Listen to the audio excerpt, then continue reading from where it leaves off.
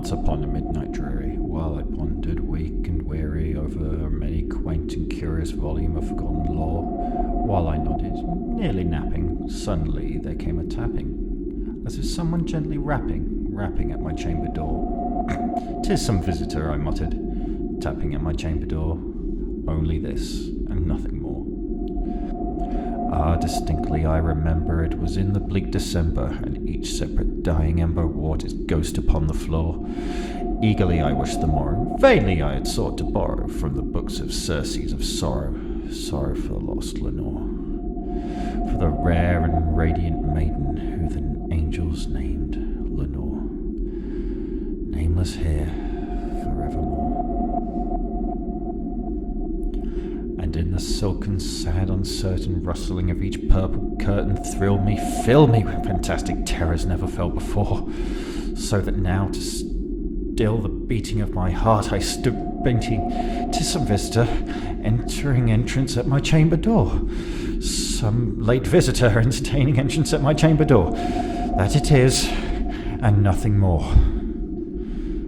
Presently my soul grew stronger, hesitating then no longer.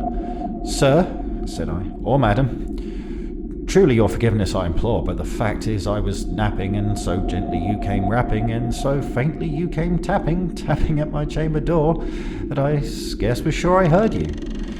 Here I opened wide the door. Darkness there, and nothing more. Deep into the darkness peering, long I stood there, wondering, fearing, doubting, dreaming dreams no mortal ever dared to dream before. The silence was unbroken, and the stillness gave no token, and the only word there spoken was the whispered word, "Lenore." This I whispered, and an echo murmured back the word, "Lenore." Merely this, and nothing more. Back into the chamber turning, all my soul within me burning. Soon again I heard a tapping, somewhat louder than before. "Surely," said I, "surely that is something at my window lattice. Let me see. Then there it is, and this mystery explore. Let my heart be still a moment, and this mystery explore. 'Tis the wind, and nothing more." Open here I flung a shutter, when with many a flirt and flutter in there stepped a stately raven of the saintly days of yore.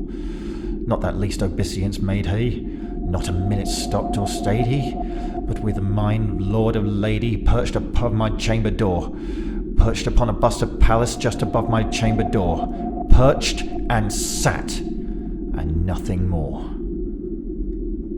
Then this ebony bird beguiling my sad fancy into smiling by the grave and stern decorum of the continence it wore. "Though thy crest be shorn and shaven, thou," I said, "art sure no craven, ghastly grim and ancient raven wandering from the nightly shore. Tell me what thy lordly name is on night's Plutonian shore." Quoth the raven, "Nevermore." This I sat engaged in guessing, but no syllable expressing to the fowl whose fiery eyes burned into my bosom's core.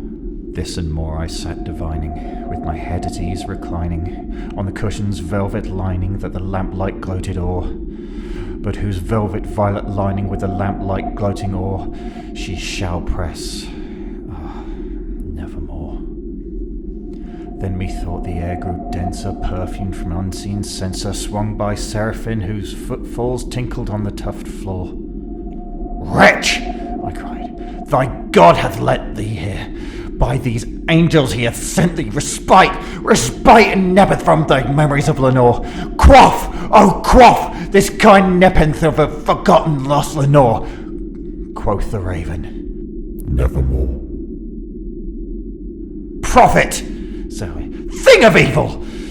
Prophet still, if bird or devil, whether tempter sent or whether tempest tossed thee here ashore, desolate yet undaunted on this desert land enchanted, on this home by horror haunted. Tell me truly, I implore, is there balm in Gilead? Tell me, I implore." Quoth the raven, "Nevermore." "Prophet!" said I. Thing of evil! Prophet still if bird or devil, by that heaven that bends above us, by the God we both adore, tell this soul or with sorrow laden if within the distant Aden it shall clasp a sainted maiden who the angels name Lenore. Clasp a rare radiant and maiden who the angels name Lenore. Quoth the raven, Nevermore.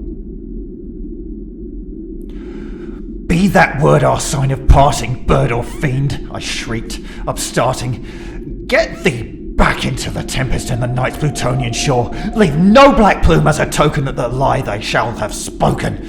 Leave thy loneliness unbroken. Quit the bust above my door. Take thy beak from out my heart and take thy form from off my door. Quoth the raven, Nevermore. And the raven, never flitting, still is sitting on the pallid bust of Pallas just above my chamber door, and his eyes have all the seeming of a demon's that is dreaming, and the lamplight o'er him streaming throws his shadows on the floor, and my soul from that shadow that lies floating on the floor shall be lifted